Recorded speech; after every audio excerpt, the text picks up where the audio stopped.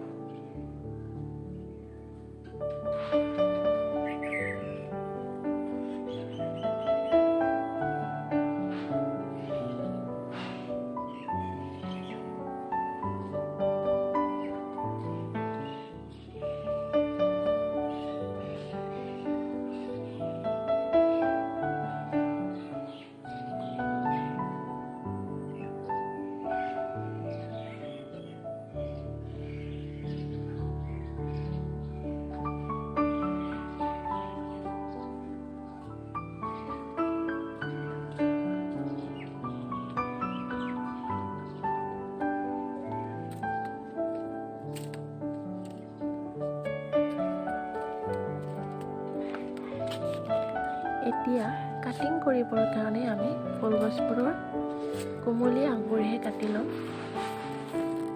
ভিডিঅ'টো আপোনালোকে আগলৈকে চাই থাকক।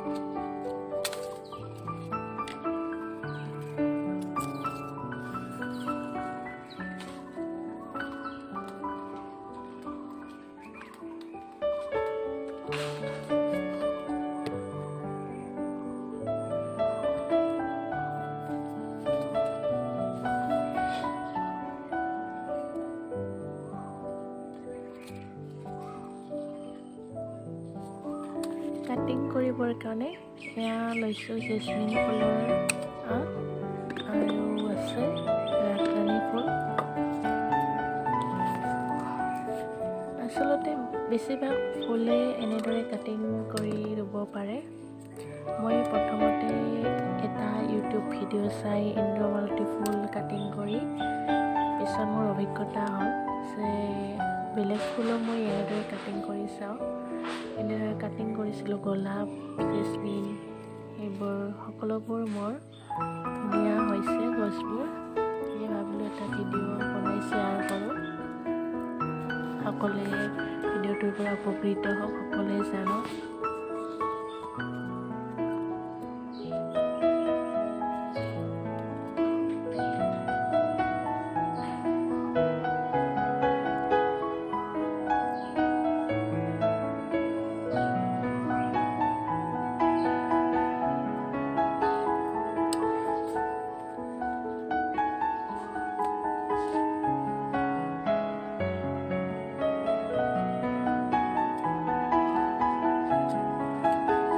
কৰি ৰোৱাৰ পিছত অলপমান পানী দি ছাঁ পৰা জেগাত থ'ব লাগে, তেতিয়াহ'লে ভাল। কিন্তু এইকেইদিন বৰষুণ পৰি থকাৰ কাৰণে মাটিখিনি তিতি থকাৰ কাৰণে মই ইয়াতে পানী নিদিওঁ। শুকান মাটি হ'লে পানী দিব লাগে, তেতিয়াহ'লে ভাল হয়।